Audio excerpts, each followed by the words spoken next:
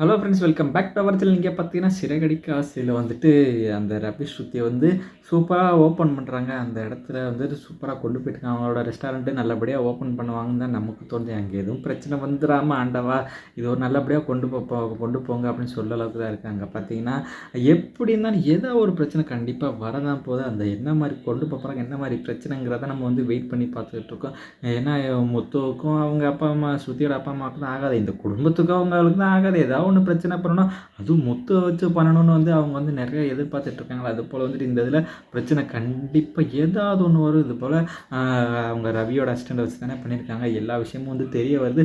அவங்களோட அத்தை மாமா தானே இவங்க அந்த அவங்களுக்கு விஜயாவுக்கு வந்துட்டு இது வாங்கி கொடுக்குறேன், டாக்டர் பட்டம் வாங்கி கொடுக்குறேன்னு சொன்னவங்க. அதே போல் அவர் வந்து முனிசிபாலிட்டி ஆஃபீஸர், அவரும் தானே கமிஷனர், அவர் தானே பார்த்து எப்படியோ பேசி இந்த மாதிரி சொல்கிறாங்களா. அவங்களும் மீனா பார்த்து சொல்கிறாங்களா விஷயமும். அதே போல் இங்கேயும் இதெல்லாம் இவங்க கேட்டுடுறாங்களா. சீதா கேட்டுட்டு இந்த விஷயம் அவங்க மாமா போயிட்டு பேசுகிறாங்க. மாமாட்ட ஏன் மாமா இந்த மாதிரி பண்ணி அப்படிங்கிறப்போ அதை நான் விட்டு கொடுத்துட்டேன், அவ்வளோதான். இதில் என்ன இருக்குது, இதில் நான் பண்ணேன்னு சொல்லி அருண் மேலே எதுக்கு நான் வந்து பிரச்சனை இழுத்துக்கணும், நான் இல்லைன்னு சொல்லிட்டு அவருக்கு கொஞ்சம் சந்தோஷப்படுவார். நம்மளால் நம்ம குடும்பத்துக்கு இந்த மாதிரி நடந்திருக்கே அப்படின்னு அவர் நினைப்பாரா.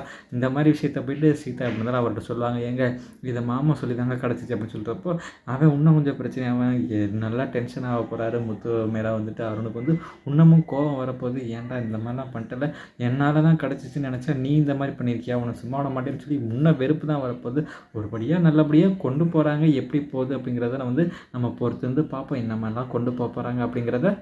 அதே போல் பார்த்தாலும் எப்படி இருந்தாலும் ஒரு பிரச்சனை கண்டிப்பாக வரதாங்க போகுது. அது என்ன பிரச்சனைங்கிறத நம்ம பொறுத்து வந்து பார்ப்போம். இந்த ரெஸ்டாரண்ட் ஓப்பன் பண்ணதில் நீ கண்டிப்பாக இருந்தாகணும் அப்படின்னு சொல்லி ரவியை சொல்கிறப்போ ரவி வந்து அதெல்லாம் இருக்க முடியாது அப்படின்னு சொல்லி அதில் ஒரு பிரச்சனை பண்ண போகிறாங்க. ஏன்னா ஸ்ருதி வந்துட்டு சரி பரவாயில்ல பார்த்துக்கலாம், அவங்க அசிஸ்டண்ட் வச்சு தானே அதை அந்த மாதிரி பண்ணியிருக்காங்க, ரவியை கண்டிப்பாக கொண்டு வர வைக்கணும் அப்படின்னு சொல்லி நிறைய பிரச்சனை பண்ண போகிறாங்க. அவங்களுக்கு ஹெல்ப் பண்ணுறதா வந்துட்டு அவங்க அம்மா இது பண்ண போகிறாங்க.